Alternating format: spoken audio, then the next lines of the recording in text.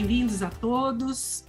Muito prazer em estar com vocês hoje. É o nosso quinto webinar de uma série de 7, onde falaremos sobre diferentes áreas do conhecimento que são o foco do Latam Edge Award desse ano. Esse ano escolhemos Agritech, Biotech, Cleantech, Fintech, Healthtech, Smart Cities e Social Impact, como as áreas prioritárias do nosso prêmio, que já está na 5ª edição. O Latam Edge Award, para quem não conhece, é um prêmio que visa preparar líderes de startups e pre-scale-ups para a internacionalização de suas empresas com sede no Reino Unido ou em algum país da Europa.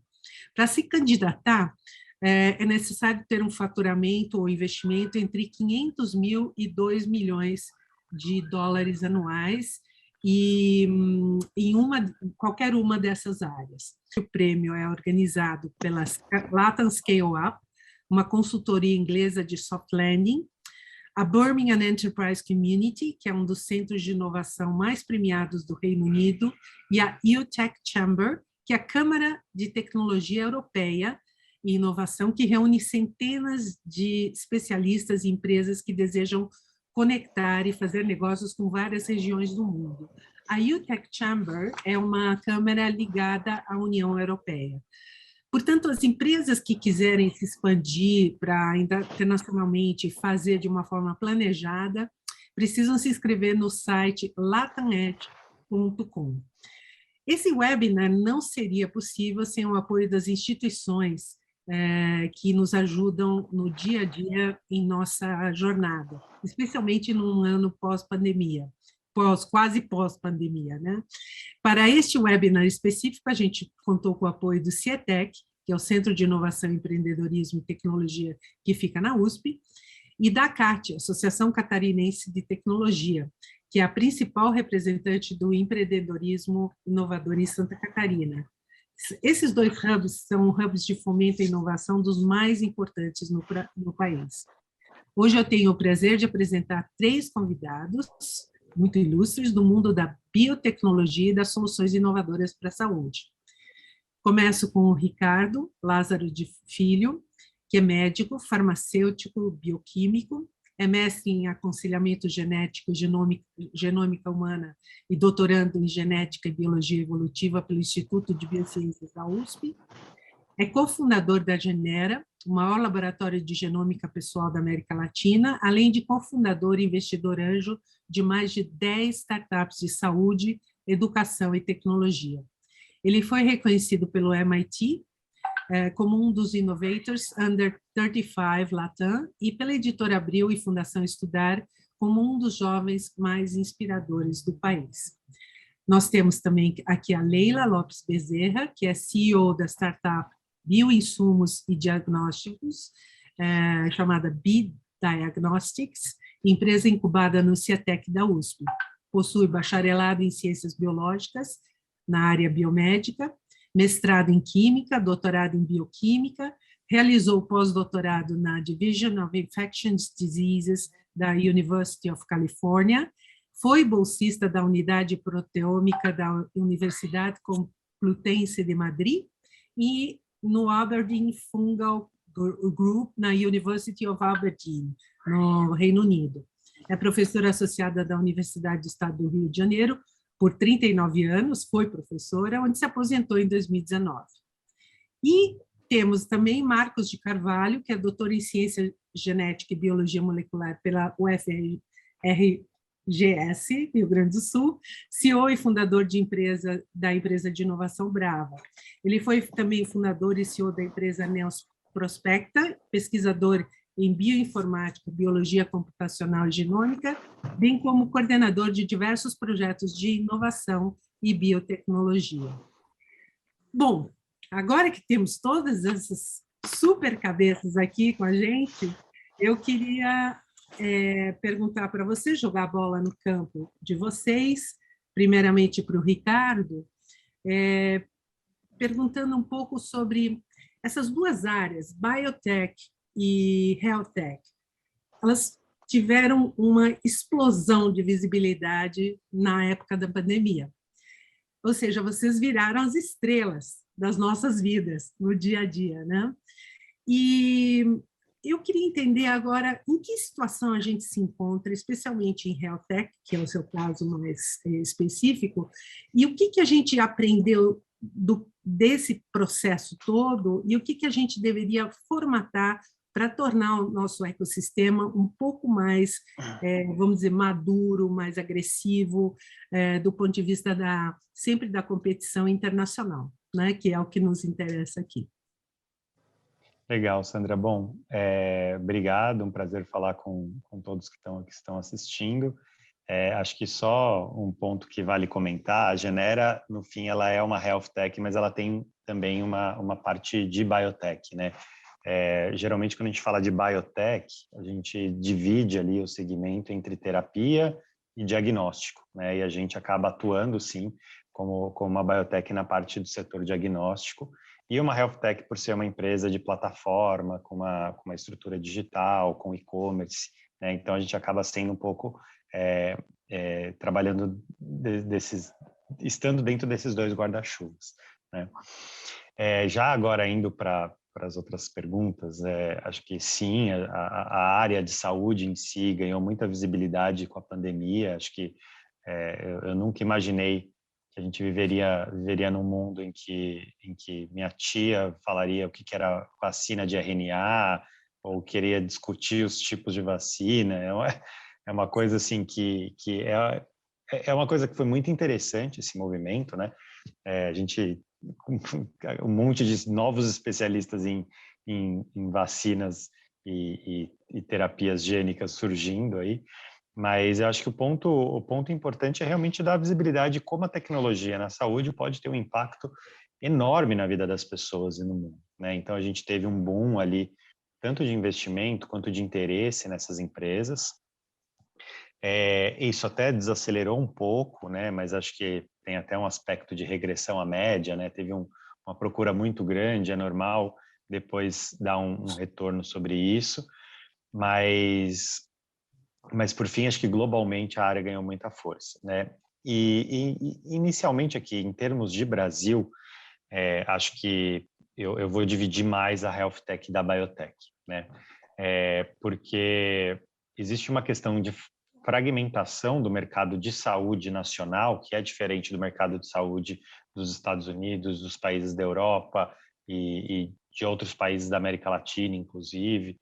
E essa diferença, essa propriedade local do mercado de saúde no Brasil, e ao mesmo tempo pela área de saúde e a área da medicina em geral serem áreas mais conservadoras, em que as mudanças ocorrem de maneira mais lenta, eu acho que abriu uma oportunidade de inúmeras health techs surgirem, né? Então, a gente percebe várias health techs de diferentes áreas, da área de diagnóstico, da área de terapia, saúde digital, operadora de saúde, inúmeras delas, né? E então acho que isso é uma coisa que as health techs no Brasil vem fazendo de maneira muito boa e se destacando até no aspecto global. Acho que a gente, como tudo, né, o país ele é um pouco atrasado em relação aos países que são líderes em tecnologia, mas a gente, quando começa, faz um produto muito bom, né? E a gente tem exemplos disso em logística, em fintechs, em outras estruturas de SaaS, de plataforma, que a gente foi muito bem sucedido. Em termos de biotech, já é um pouco mais duro, né? Porque a biotech diagnóstica, sim, você até pega esses aspectos de mercado local e consegue avançar, fazer produtos bem inovadores, né? Mas do ponto de vista de tecnologia global e até pensando ali nessa parte de terapia, é muito mais complexo. Tem muito dinheiro sendo investido nos Estados Unidos e na Europa, principalmente, mas também em alguns países da Ásia. Tem muito know-how de décadas nesses países.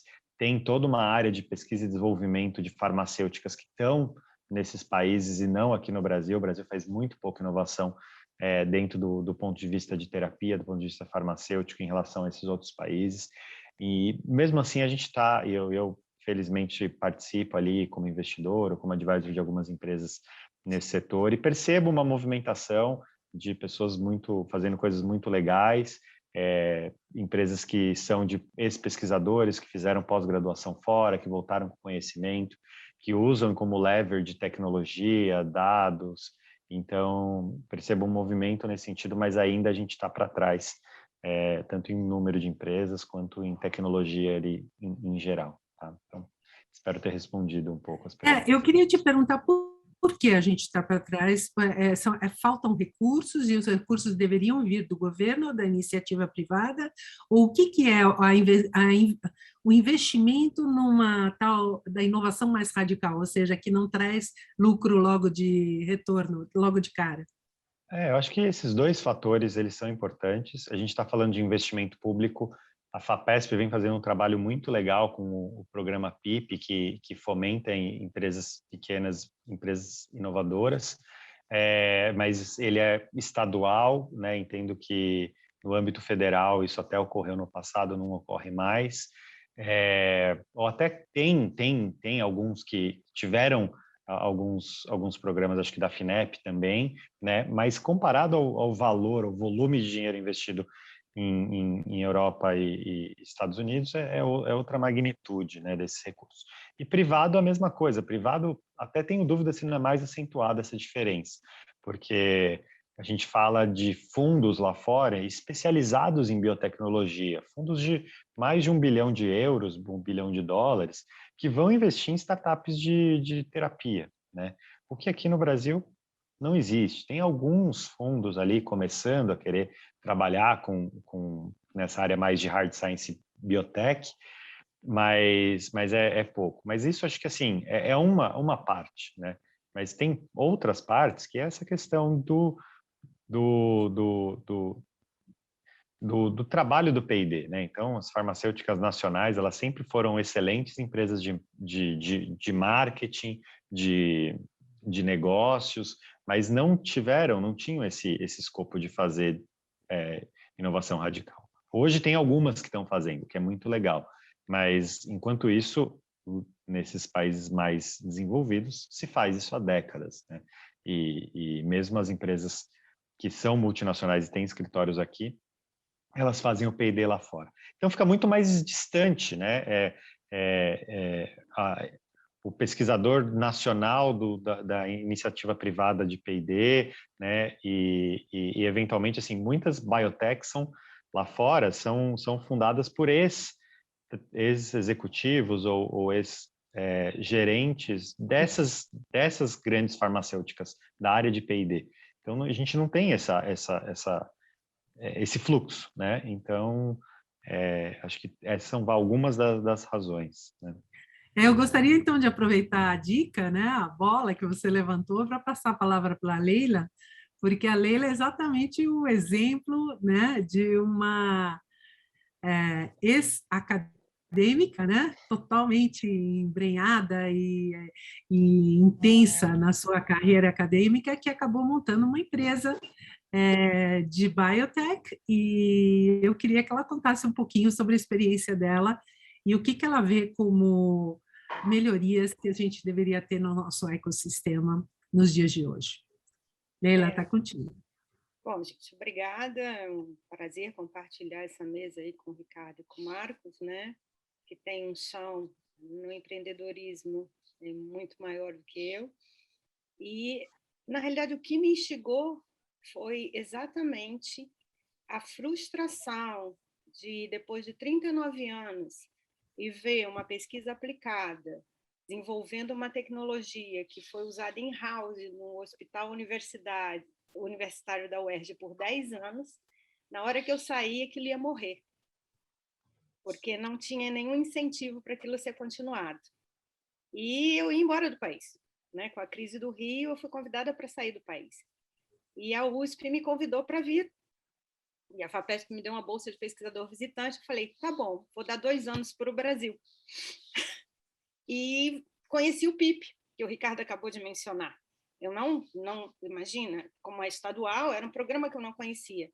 E eu apliquei exatamente esse primeiro produto, né? Claro, maturado de uma maneira diferente aqui, já não era igual o que tinha sido feito na academia pelos seus.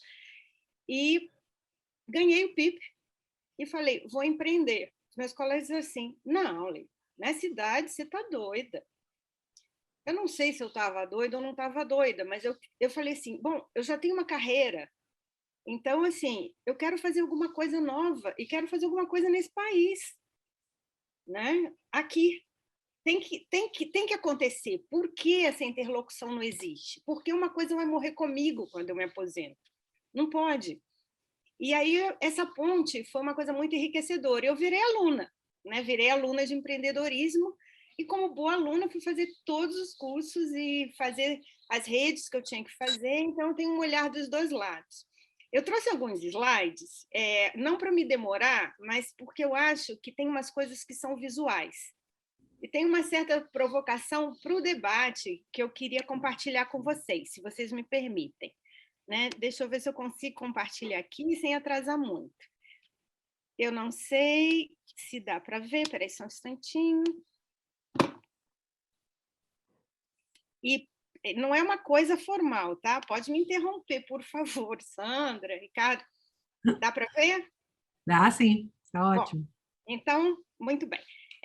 Foi assim que eu fundei a Bidiagnósticos, tá? Que está aqui o logo dela, né? E qual foi a intenção, né? E qual foi a minha maior provocação, meu início? Existem muitas doenças infectoparasitárias no mundo, né? Que tem mercado, não tem poucos pacientes, são milhões, milhares de pacientes, são negligenciadas e que têm um custo absurdo para os sistemas de saúde, né? E se nós não temos esse olhar, ninguém terá. Ninguém terá. Isso é um debate eterno com a OMS. Então, o que me instigou? Exatamente começar a focar e a buscar quantas empresas teriam que trabalhariam com tecnologias diagnósticas, uma delas, né, que é chamado de LFA, que na realidade vamos traduzir na linguagem leiga o teste da fitinha, né, que ficou tão famoso na Covid, que tem um conceito que a gente chama de point of care. Isso é muito importante em países, por exemplo, com poucos recursos. Por quê? Porque é o tipo do teste que não necessita de uma estrutura laboratorial. A permeabilidade disso é enorme, e isso foi uma discussão que a gente teve uma vez com a OMS. Bom, nós começamos e ainda estamos no CIETEC, né? Assim como a Genera, e se eu só tiver tempo de falar com esse slide, estou satisfeita. Qual é o desafio dos produtos brasileiros em Biotech e Health Tech? Eu acho que eu busquei esse cartoon. Tudo que é feito lá fora é melhor que aqui. O nosso próprio mercado diz isso. Isso não é uma verdade, né? Então, eu acho que o desafio é incentivo e a gente aumentar a nossa competitividade. E aí eu trouxe um exemplo não Health Tech, não Biotech, mas eu acho que a gente tem que chegar nesse ponto em Biotech, em Health Tech. Ontem, o nosso queijo da Serra da Canastra foi novamente premiado como um dos tops no mundo. E a gente tem uma outra vantagem, e eu vou falar da área diagnóstica, que é a qualidade associada a preço. Então, se o nosso governo incentivasse isso no Brasil, eu tenho certeza que sairia muito mais barato do que importar kit de diagnóstico do exterior, que não necessariamente tem a mesma qualidade que os nossos, ou os nossos têm tão ou igual qualidade que estes, mas que para o sistema de saúde local, ou mesmo para exportar depois, isso pode ser um marco muito importante para o país, né? A gente parar de ser o país das commodities. Então, eu acho que isso é muito importante. Eu acho que o Ricardo fez uma coisa que é bastante interessante, que é pontuar a biotech com health tech, né? E eu trouxe uns dados que eu busquei só para instigar a discussão. Por que as startups falham, né? Uma das coisas a gente sabe que é não fazer a pesquisa no mercado. O mercado precisa daquilo que ela está produzindo. Segundo, é falta de recursos. E aí eu vou voltar para o incentivo. Às vezes o mercado precisa, e ela está, inclusive, na área de biotech, um competidor externo, e, por exemplo, os Estados Unidos permite lobby, né? Eu estava comentando um pouco antes de começar que nas nossas doenças infecciosas negligenciadas, o Centro de Controle de Doenças dos Estados Unidos, que é o CDC, a quem eu respeito, ele pauta coisas como leishmaniose, hanseníase, quando os especialistas daqui são tão ou melhores do que eles. Mas a gente é pautado por uma política externa, quando a gente devia exportar esse know-how. E a terceira é não ter o time correto, né? Então, uma coisa que me chamou a atenção é também uma coisa que já foi pontuada, é a concentração dessas empresas nos grandes centros, pelo menos não tem capilaridade nos países da América Latina, né? Então, esse gráfico mostra bem isso. E o que mais me incomodou quando eu fui fazer a pesquisa é que hoje a América Latina está assim, não, o Brasil vai ser líder em pesquisa aberta. Por que a gente, não comercial, por que a gente não é líder em pesquisa aberta comercial? Quer dizer, de novo, a gente exporta cérebro, exporta know-how, e o que fica aqui em termos de política no país, né? A outra coisa é busca, né, de recursos, incentivos, também já foi pontuado, só estou marcando, se a gente olhar entre os países da América Latina, a gente está muito longe, se a gente olhar isso por segmento, biotech, healthtech, eu vou introduzir um outro termo que é medtech, que praticamente se fala na área de equipamentos, e a gente viu isso com os respiradores na Covid, esse volume ainda é menor, né? Aquilo que eu falei, né? Ser líder em open science não commercial é bom? É. Mas por que não commercial? Eu acho que a gente tem que ter um olhar para isso, né? A outra questão é essa cultura, né? Essa ponte entre a universidade e as startups e as empresas, né? A pesquisa universitária ela tem seus ritos, ela é extremamente relevante e a gente é muito pobre em transferir essa tecnologia, né, para as empresas nacionais. Essa ponte que eu falei que me frustrou, ela precisa ser estimulada. A FAPESP faz um brilhante trabalho e acabou de lançar uma outra modalidade de PIP, que é a transferência de conhecimento, que favorece tanto as empresas como a universidade, né? Então, essa ponte tem que ser feita com um sorriso e não com preconceito de lado a lado, né? Eu botei esse sorriso aí por uma provocação mesmo. E a outra coisa que é muito confusa é a legislação na Anvisa, MAPA, é difícil achar as normas, não na Anvisa tanto, mas quem trabalha com saúde animal, como a minha empresa que trabalha com zoonoses, quer dizer, conceito de saúde única, né, animal e humana, eu acho que tem que ter um olhar para isso, eu acho que tem que ter um olhar claro com marcos, com regulação, com princípio. É muito bom que a Anvisa OSA faça parte do ICH, né, que faz as normas mundiais, tal qual as outras agências mundo afora, mas também há que ter, não pode ter, por exemplo, um timing enorme para você aprovar um produto. Então, tem que ser feita uma análise sobre essas políticas regulatórias e como ajudar e não impedir que as biotechs nacionais elas consigam atingir esses padrões de qualidade. Então, é uma política muito de barreira e não de incentivo, de novo. Não é uma política que tem que ter normas, mas precisa ter incentivo. E eu trouxe isso só para mostrar que, apesar dos países como Brasil, Chile, Colômbia, México, Peru, que se destacam nisso, em alguns pontos, com algumas categorias críticas, como financiamento, estarem tentando, a gente ainda está muito longe, né, de ter uma política que se possa comparar aos Estados Unidos e Europa com as distinções que a gente faz nos sistemas de lado a lado, né? Bom, então é isso. Eu quis só pontuar essas questões, porque eu acho que são, para mim, do ponto de vista de quem está começando, muito relevantes, né? E estou à disposição aí para o debate. Eu tenho muitas perguntas para você, eu acho que teremos boas coisas para discutir. Eu queria passar a palavra agora ao Marcos, para jogar a bola no campo dele agora,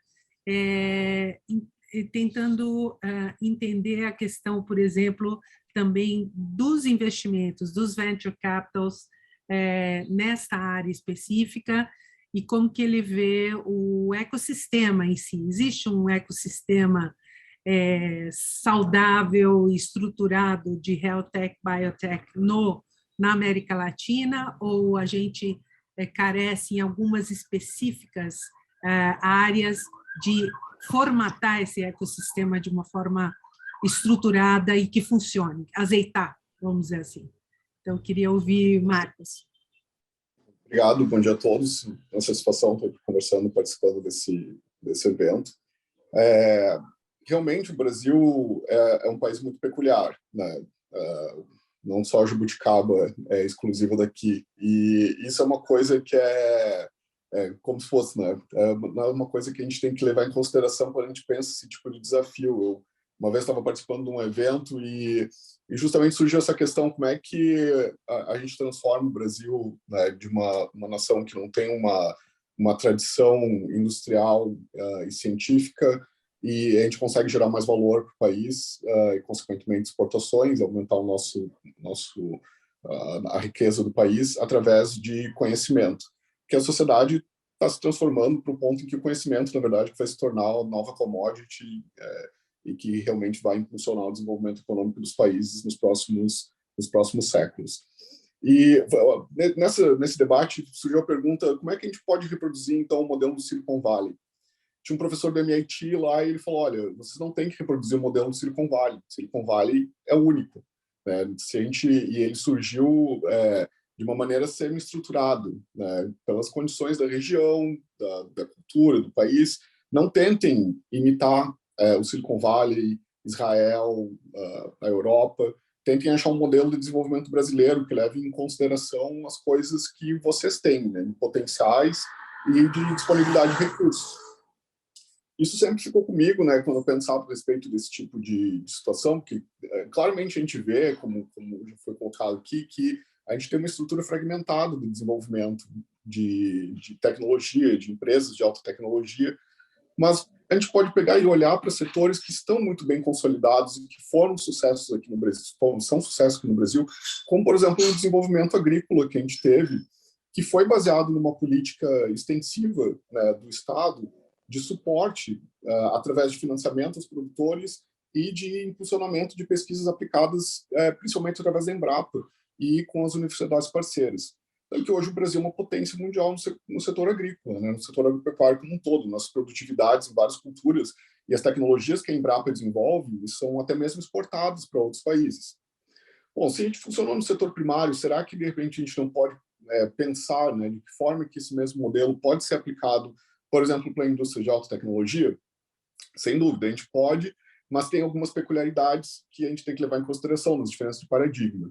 Quando tu investe, por exemplo, no setor primário, na produção agrícola, o retorno vem daí a um ano, né? Você planta, você colhe, e você tem um mercado logo ali na ponta, e tem um mercado que vai consumir o produto, né? Você está trabalhando com commodities.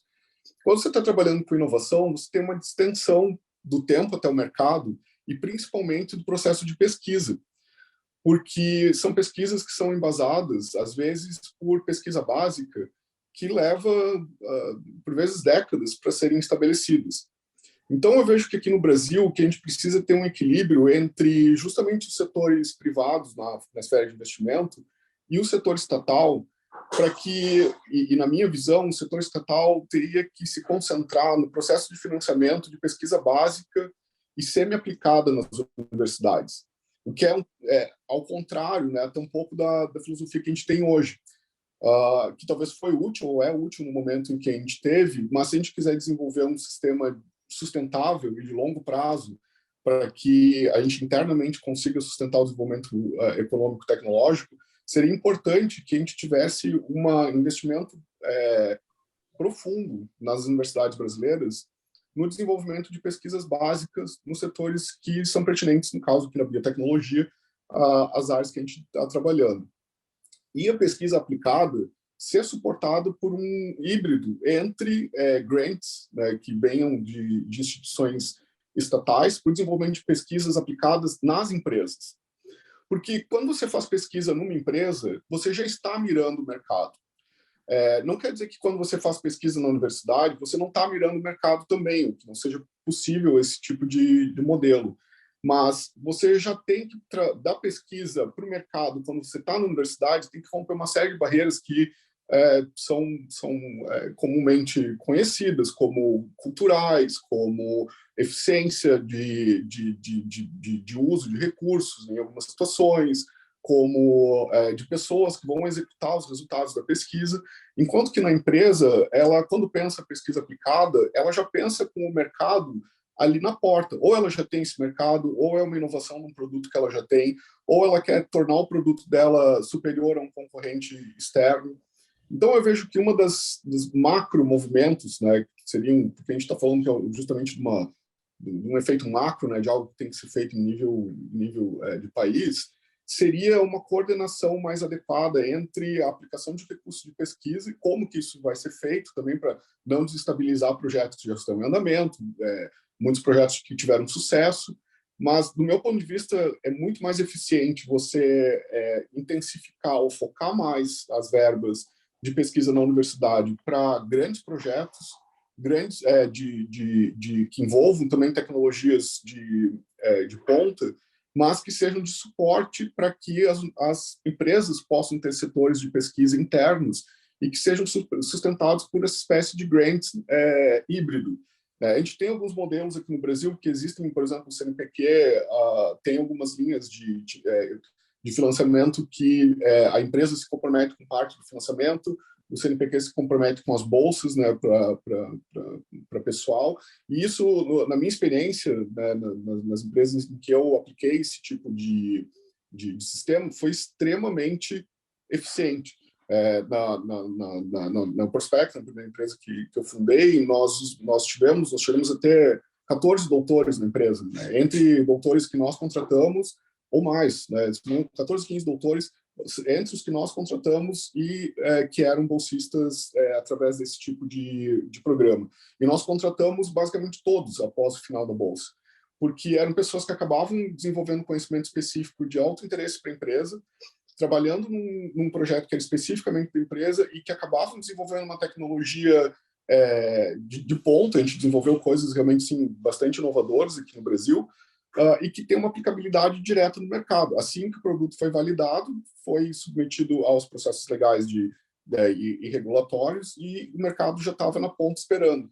Algo que emula um pouco né, do meu ponto de vista, essa estratégia, emula um pouco esse sucesso que a gente teve de coordenação entre Estado e iniciativa privada, porque produtores rurais também investem, né, tem fundos de investimento privados, né, nessa área, mas que acabaria criando uma espécie de aparelho, digamos assim, de engenharia para suprir a diferença de time to market entre o início de geração de conhecimento e o mercado, né, que é muito mais intensivo no caso, por exemplo, da produção primária.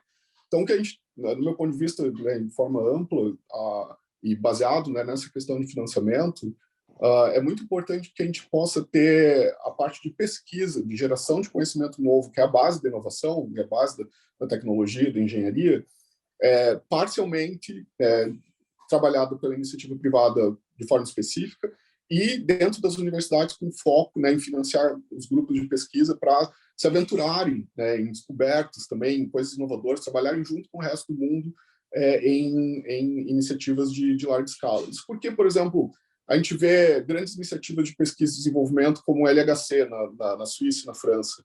Hoje, para a maior parte das pessoas, por exemplo, descobrir partículas subatômicas não tem nenhum tipo de relevância. Mas o fato é que a física e o desenvolvimento tecnológico que está por trás desse grande trabalho científico desenvolvido lá é o que vai ser o motor das inovações tecnológicas de aparelhos de consumo que a gente tem no presente. E então, hoje, esse celular, né, que eu estou falando, todo esse sistema de rede, inclusive a internet foi desenvolvida lá no LHC, né, a World Wide Web, pelo menos, né, deriva desses grandes projetos de pesquisa, desse investimento massivo na competência de pesquisadores locais, porque a transferência de tecnologia fica muito mais fácil, e também a criação de recursos humanos. Esse é um outro ponto que eu queria valorizar aqui no Brasil, e foi tocado também bem pelo Ricardo. Muitas pessoas foram para o exterior, muitas retornaram, muitas que não foram tiveram contato com essas pessoas que retornaram. Houve, do meu ponto de vista, uma transformação profunda na academia brasileira, um avanço profundo nos últimos 15 anos e colocou a ciência brasileira num outro patamar. A gente viu que no momento em que você injeta dinheiro na ciência brasileira, ela se desenvolve, né? Ela responde. Né? Não é assim, não só o número de publicações que os brasileiros começaram a ter aumentou, mas também o impacto dessas publicações, o tamanho dos projetos. Eu mesmo, né, na minha história, eu não teria fundado nenhuma empresa, né, que eu tenho hoje, nem a Neprospecta, nem a Bravo, nem outras iniciativas se eu não tivesse passado por um programa de grande porte, né, que foi basicamente o segundo projeto de genoma que teve aqui, teve a ONCE em São Paulo, teve o PIGS depois no Rio Grande do Sul, onde eu tive a oportunidade de trabalhar com tecnologias e conceitos que a gente estava usando em pesquisa básica e também aplicado dentro do projeto, mas que me permitiam eu ganhar a competência necessária para poder criar produtos e serviços que podem ser comercializados, também como o Ricardo falou, em escala global. Então, colocando investimentos, a gente adubando, né, se me permite um trocadilho, a ciência brasileira, isso vai percolar com eficiência para dentro da iniciativa privada.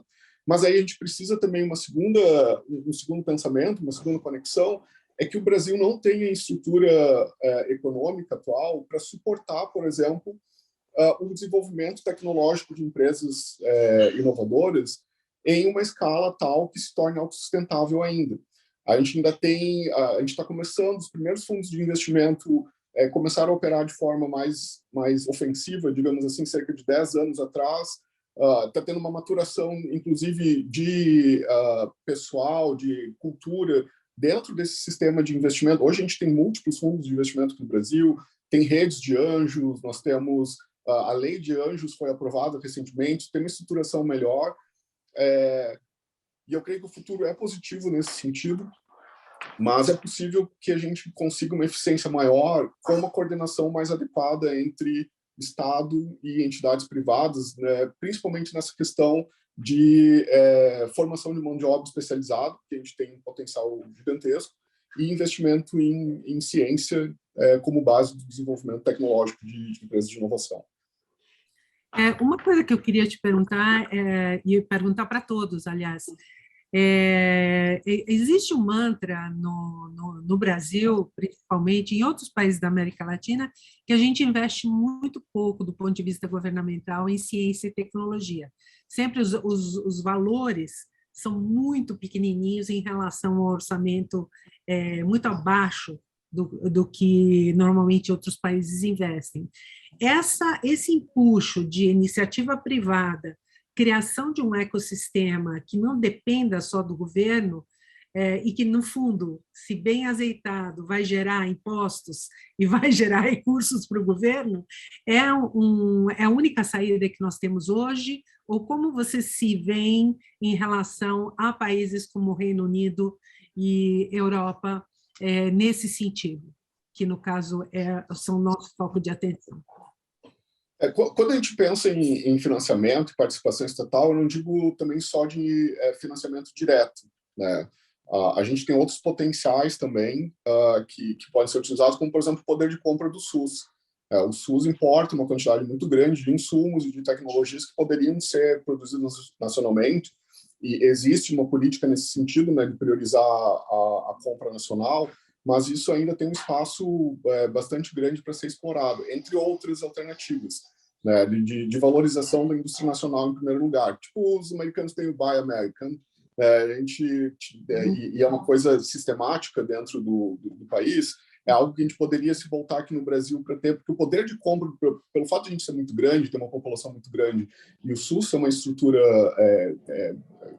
imensa, usar de forma inteligente esse poder de compra seria uma das formas de financiar o setor de desenvolvimento não com investimento direto, mas através do poder de compra de mercado.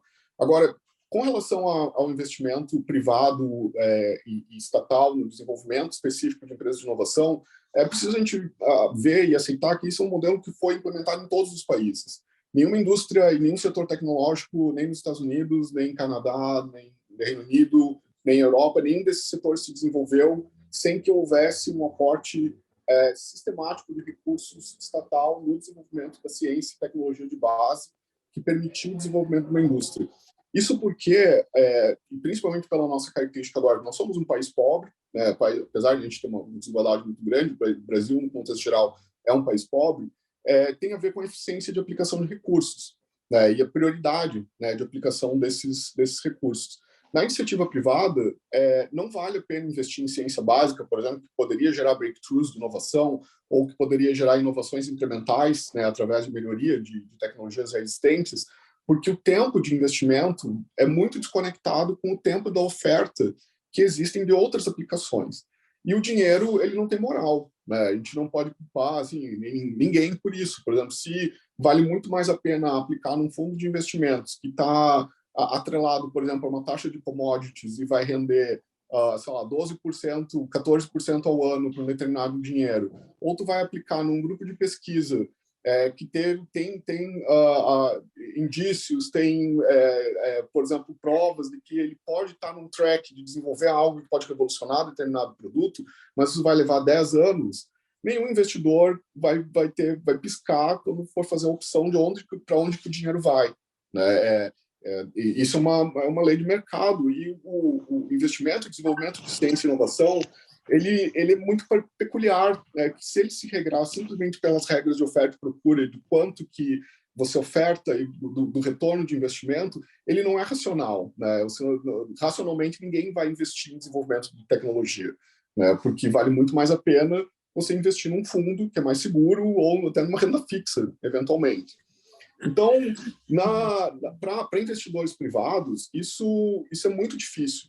Para investidores anjo, geralmente são pessoas com um tipo de personalidade, inclusive, muito peculiar. São pessoas que gostam de ciência e tecnologia, se engajam e tomam um risco que é N vezes maior do que você investir, por exemplo, num fundo. Só que essas pessoas são extremamente raras no Brasil, né? Elas são mais frequentes nos Estados Unidos, porque é um país rico. A Ellen Barbson College, por exemplo, lá todos os domingos tinha um evento que era o Rocket Pitch. Você chegava lá com uma ideia, você tinha 3 minutos e você podia sair com um cheque de $100 mil, porque estava sentado ali 4, 5 investidores anjos da região de Boston, pessoas que tinham muito recurso, $100 mil para elas algo que era, assim, perder aqueles $100 mil era possível, né? Só que várias empresas se desenvolveram, empresas de milhões depois, graças a esse sistema. Só que o que está embutido aí não é só o talento da empresa, não é só o talento do empreendedor, é também a pessoa do investidor que assumiu aquele risco naquele momento. Aqui no Brasil é muito difícil a gente formar uma massa interna, né, de pessoas que criem um ciclo sustentável, pelo menos no curto e no médio prazo. Isso pode acontecer, mas eu vejo assim, talvez há 100 anos, né, a gente lentamente ir criando uma comunidade de investidores até que isso acontece. Então, é preciso que, se é né, mote, se é política da nação, da nossa nação, nos desenvolvermos, sermos independentes em tecnologias-chave, como, por exemplo, produção de vacinas de RNA, que é algo que é uma tecnologia que vai ser crucial para o futuro, né, não só pelo número de doenças e pandemias que ainda podem surgir, que a gente prevê que vão surgir em função do nosso desenvolvimento e de ocupação do planeta, mas também porque é um tipo de tecnologia que permite trabalhar com outros tipos de terapia. Então, se a gente quer ser independente nesse setor, é preciso ter consciência de que o Estado, né, a sociedade brasileira, precisa ver a ciência como um fator, mesmo a ciência básica, como um fator propulsor do nosso desenvolvimento civilizatório, como civilização. E o setor privado fazer um comprometimento de utilizar, né, o que vai ser desenvolvido e trabalhar em conjunto com as perspectivas nacionais, né, de desenvolvimento, para financiar o desenvolvimento de tecnologia aplicada quando existe um mercado determinado onde a gente pode implementar. Como um exemplo que eu vou dar assim, bem genérico, uma coisa que eu estava recentemente, mais na área de agritech, né? Por exemplo, o arroz, né, a casca do arroz, ela é de 20% a 38% de resíduo da produção de arroz, né? Então, quando você colhe arroz, 30% daquilo é casca. Dessa casca, aproximadamente 10% a 15% são cinzas, ou seja, são minerais que estavam na casca. E uma coisa que o arroz é muito rico é em silício. E quando você queima a casca do arroz junto com o silício, você forma carbeto de silício. E carbeto de silício é um insumo extremamente caro para a fabricação de cerâmicas de alta performance, utilizado em motores de foguete, utilizado em semicondutores, utilizado para se fazer coletes à prova de bala. Ou seja, você tem uma cadeia de criação de valor que parte de um resíduo até a criação de algo, ou rolamentos, né, de alta performance, também feito com carbeto de silício, até uma coisa de altíssimo valor que você pode derivar do insumo que estava indo fora. Essa cadeia de formação, de transformação da casca do arroz em carbeto de silício está ainda no início aqui no Brasil, mas é um mercado de bilhões de dólares, né, que pode ser uma área da agritech, né, onde você vai ter que compõe o processo de transformação da biomassa em uma cerâmica de alta qualidade. Por exemplo, é o tipo de cadeia de geração de valor onde vale a pena, porque a gente já tem a matéria-prima, a gente tem o conhecimento, tenho certeza que existem químicos, físicos, engenheiros de altíssimo gabarito aqui no Brasil capazes de integrar essa cadeia de desenvolvimento, mas é preciso que exista primeiro pesquisas básicas sobre como você processa, transporta, análise de custo, viabilidade do processamento da matéria-prima, e depois um segundo tipo de área de pesquisa que é aplicada, que é como é que a gente pega o carbeto de silício de baixa qualidade, ou, né, que geralmente é produzido só pela queima da casca do arroz, em uma cerâmica que pode ser utilizada em coletes à prova de bala, que são vendidos a $3.000 cada um. Então, esse pensamento, essa conectividade que a gente tem que pensar. Não tem a solução, obviamente, específica para toda aula, já que eu creio que cada tronco de desenvolvimento de valor vai ter as suas próprias peculiaridades. Tecnologia de mRNA, carbeto de silício, imunoterapia para câncer, biópsia líquida em diagnóstico, enfim, todas essas tecnologias que a gente tem uma certa visão de que vão se consolidar como líderes, né, aqui no Brasil, valia a pena a gente criar essa cadeia, esse ecossistema de investimento, mas parte realmente de um processo de organização que eu acho que tem um potencial de ser movimentado por algo mais basal, né, que parte, por exemplo, da comunidade de empreendedores, que parte da comunidade de investimento, mas que tem que contar com uma visão também de longo prazo do Estado. E realmente, sim, não é uma visão de um presidente X, um presidente Y, um presidente C, né? É algo que tem que ser sacramentado dentro de uma estratégia de desenvolvimento tecnológico nacional. Aí eu tenho certeza que não só a gente, inclusive com recursos próprios, a gente pode começar, e o Brasil pode se tornar um celeiro gigantesco de investimento externo, porque a gente tem características aqui que favorecem isso, por exemplo, em relação à China, em relação à Índia, também em relação à Rússia. A proximidade cultural com o Ocidente, a capacidade, a proximidade de relações institucionais, a estabilidade do país. Você não vai ter um conflito na América Latina, tal qual está acontecendo na Europa agora. Não. Né? As fronteiras não se movem há 300 anos, praticamente, eu acho. Então, nós temos um potencial gigantesco de desenvolvimento aqui, pelo nosso tamanho, pelo nosso mercado, pela nossa capacidade de desenvolvimento intelectual, né, de força de trabalho. É uma questão, realmente, do meu ponto de vista, é uma questão de engenheirar essas cadeias, né, esses troncos de geração de valor, que, sem dúvida, eu creio que é possível transformar, né, a situação como está hoje. Eu queria ouvir o Ricardo e a Leila, lembrando que, realmente, quando a gente olha aqui, quanto que o Brasil, por exemplo, no nosso caso, né, investe em ciência e tecnologia, em pesquisa, né? Então, a gente vê 2,8 bilhões de reais, que são nem $500 mil, é muito pouco, é muito, muito pouco. Então, eu fico pensando, o que vocês, Ricardo e Leila, veem como uma alternativa para dar uma puxada no nosso ecossistema e dar a volta por cima, por conta também do nosso país ser tão rico e tão cheio de recursos? Ou se o Ricardo me permite, eu vou pegar, se me permite, Ricardo, ladies first, eu vou pegar um gancho que o Marcos falou agora no final, né? Eu acho que não é só volume de recursos, é uma política de Estado, não ideológica, que perpassa governos. Nós não temos isso. Nós temos que estabelecer uma política de Estado no interesse do país, não importa quem esteja no poder, e que isso tenha continuidade, né? E aí, vou citar como exemplo, de novo, a FAPESP. O programa PIP-FAPESP tem mais de 20 anos. Ponto. E ele tem uma continuidade porque a agência tem uma independência, né? Então, há que se ter independência das agências. E aí eu vou citar duas questões que, além de aumentar o volume de recursos, e aí eu vou deixar um pouco para o Ricardo e para o Marcos, que eles têm muito mais experiência na questão do investimento do que eu, né? Não vou falar numa área em que eu ainda não tenho essa vivência profunda, mas tem duas coisas que eu queria pontuar. Como o recurso é aplicado. O Ministério da Saúde é um dos maiores orçamentos da União, e ele tem um departamento que se chama DCIT, de Ciência e Tecnologia, e que não fala com o CNPq, que não fala com a CAPES. Então, os recursos do DCIT, diferente do que acontece no NIH, qual é essa política de Estado? Então, aquilo fica perdido dentro do Ministério da Saúde, e dentro desses poucos recursos, é muito recurso. E como é que isso é aplicado? Quais são as prioridades que são estabelecidas, né? Já houve um diretor do DCIT no passado, que eu conheci pessoalmente, o professor Reinaldo Guimarães, que tentou fazer o DCIT falar com o sistema das FAP locais, não conseguiu esse avanço político, né? Então, essa é uma questão. Tem recurso lá, e para onde esse recurso vai? Qual é a política de Estado para esse recurso ir? A segunda coisa que eu vivenciei nos Estados Unidos foi... lá no campus da UCLA, teve um momento que se precisava construir um outro prédio para ampliar a parte de ciência e tecnologia.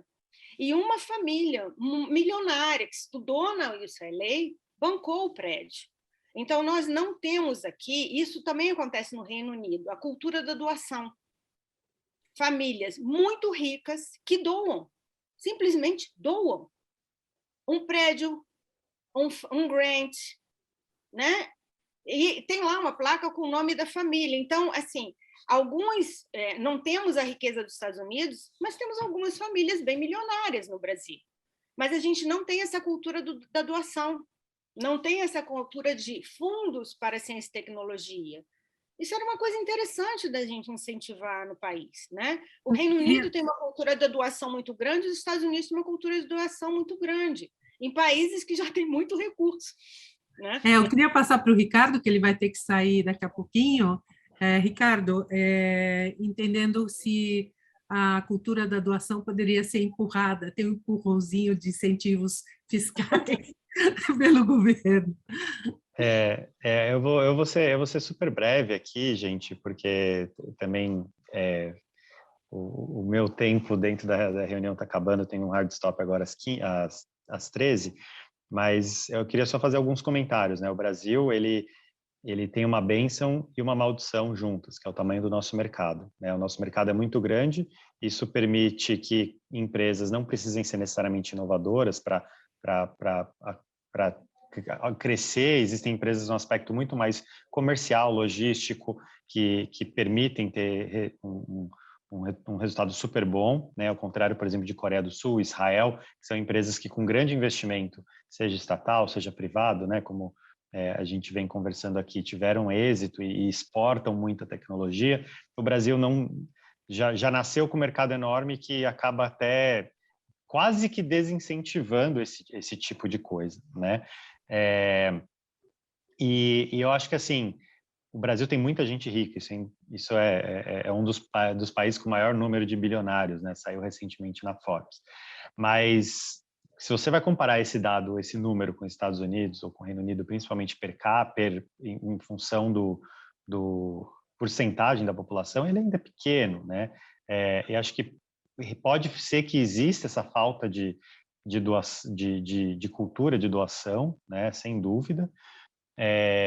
Acho que tem um ponto de terem famílias mais tradicionalmente com mais dinheiro nos Estados Unidos e na Europa, principalmente, do que aqui, né? Aqui é um país mais novo e que muitas das pessoas que têm um recurso foram resultados de menos gerações do que na Europa, por exemplo.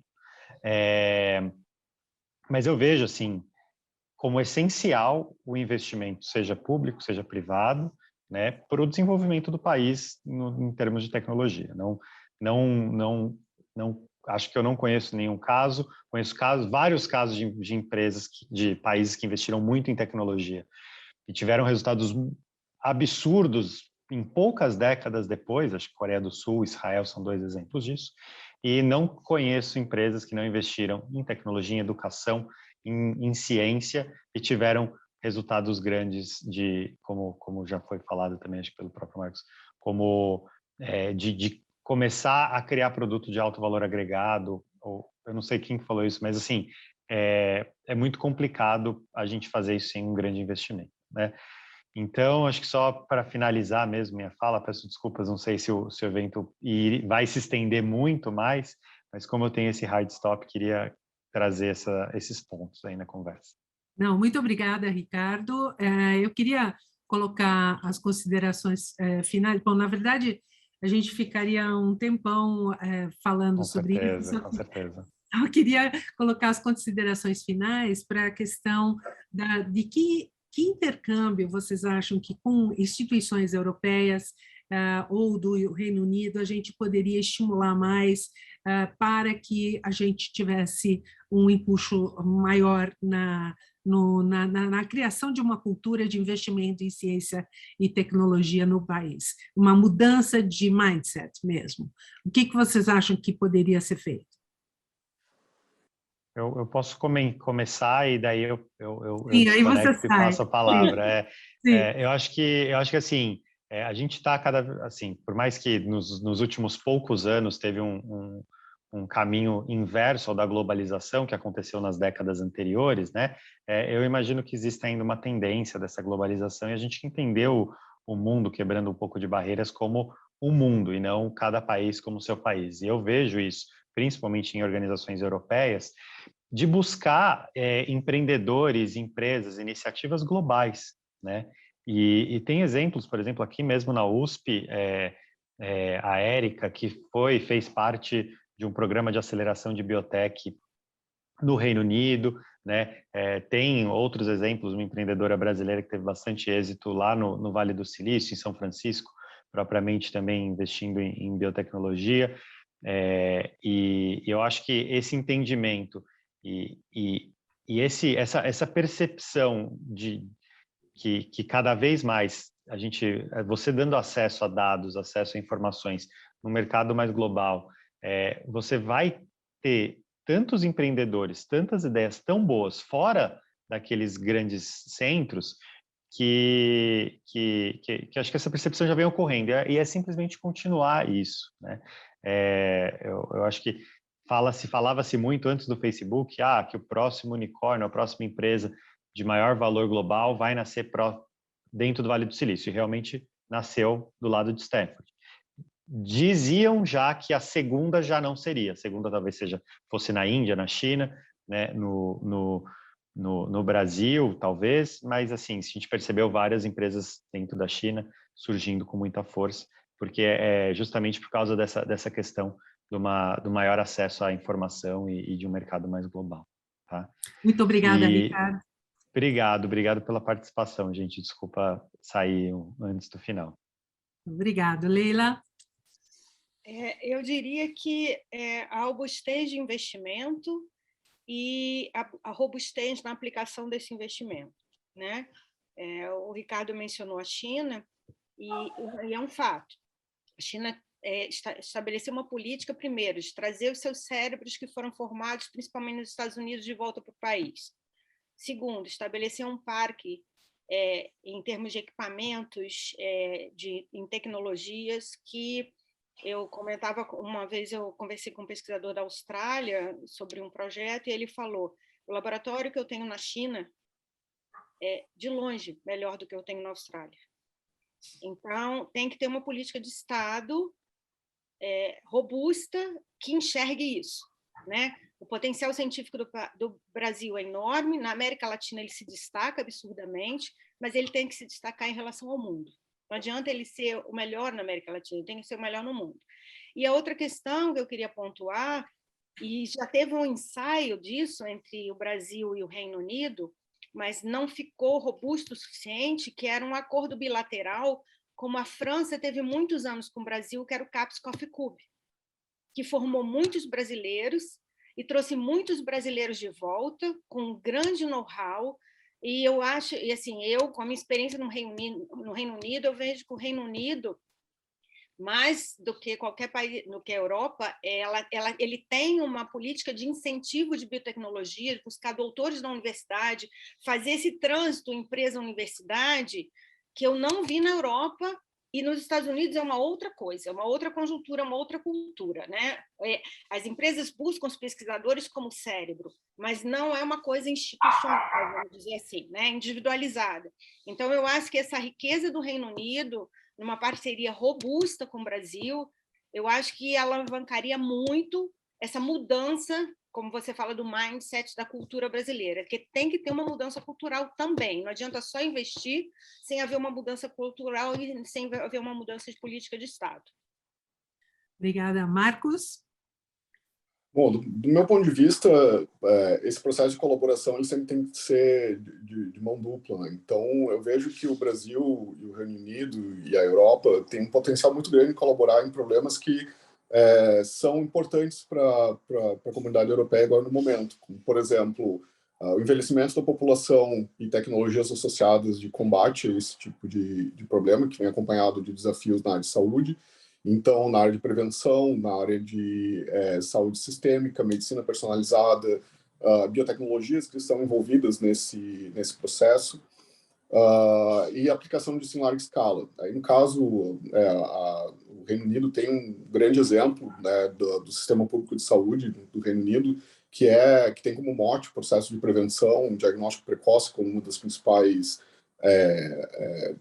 baluartes, né, da estratégia, né, de saúde pública, e eu creio que o Brasil pode ser um ótimo parceiro, porque nós temos uma experiência aqui em relação a isso, e tem um potencial muito grande de desenvolvimento para nós, né, e para o Reino Unido. Um potencial de colaboração, porque ambos países têm um sistema público de saúde, o Brasil tem uma grande população, tem desafios muito grandes, e a colaboração, a troca de experiências e desenvolvimento conjunto de tecnologias poderia se beneficiar disso.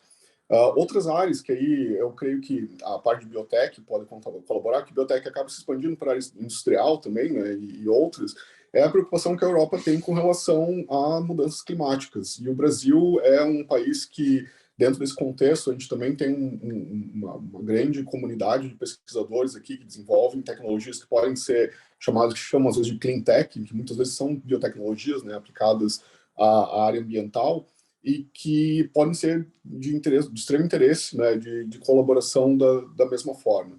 Eu acho que esses dois pontos, né, instituições que têm interesse de desenvolver essas áreas, isso falando no nível, né, institucional, seria bastante produtivo. E reforçar, né, o que foi falado aqui em relação a professora Leila falou também, em relação aos programas bilaterais de intercâmbio, e que eu estenderia não só aos alunos, mas aos professores também, né?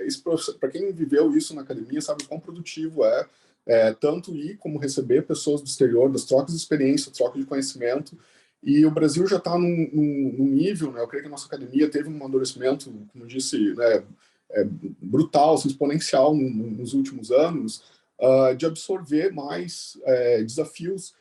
E o Brasil tem um potencial também até de instrumentação intrínseca aqui. Por exemplo, o Laboratório Nacional de Luz Síncrontron, por exemplo, é algo que deveria ser, assim, poucos brasileiros, eu creio, sabem, né, a dimensão desse projeto, a importância dele, o quanto ele nos dá, né, o quanto ele dá para o Brasil, para a comunidade de pesquisadores, ferramentas para desenvolver tecnologias realmente muito avançadas. Então, colaborações que fortaleçam esses laços de desenvolvimento de instrumentação aqui, parques tecnológicos, intercâmbio de pesquisadores, formação de mão de obra e, inclusive, financiamento direto nos potenciais empresas, seria algo bastante produtivo para ambos países, porque, novamente, eu ressalto, principalmente nesse período de geopolítico que a gente está vivendo, o Brasil é um país que tem as suas peculiaridades, tem as suas dificuldades, mas nós somos um país relativamente seguro, com uma população com proximidade cultural com a Europa e com os Estados Unidos, proximidade, inclusive, de facilidade de língua, de uma série de questões, né, que facilitam. Vale muito mais a pena, do meu ponto de vista, olhar para o Brasil hoje como o parceiro, né, da Europa, como um grande parceiro de manufatura, de desenvolvimento tecnológico, de encontrar soluções conjuntas, do que outros países que tradicionalmente hoje ocupam tal posição. Isso que seria a minha E a mensagem. vantagem é que hoje em dia nós somos muito baratos, né? Estamos Também, muito baratos. da mesma forma. E o brasileiro o brasileiro é extremamente talentoso e inteligente, com certeza, quando tem oportunidade, ele vai aproveitar da melhor maneira possível. Com certeza. Eu queria agradecer muito a participação de vocês no nosso webinar, que faz parte de uma série para estimular a visibilidade e trazer à tona esses aspectos das 7 áreas de conhecimento que são o foco do nosso Latam Edge Award. Falar para as pessoas que assistirem, nós estaremos no YouTube também, esse seminário foi gravado, e quem quiser se inscrever pode fazê-lo no www.latamedge.com. O próximo webinar será sobre Agritech, dia 27/4, espero vocês por lá. Um abração, tchau!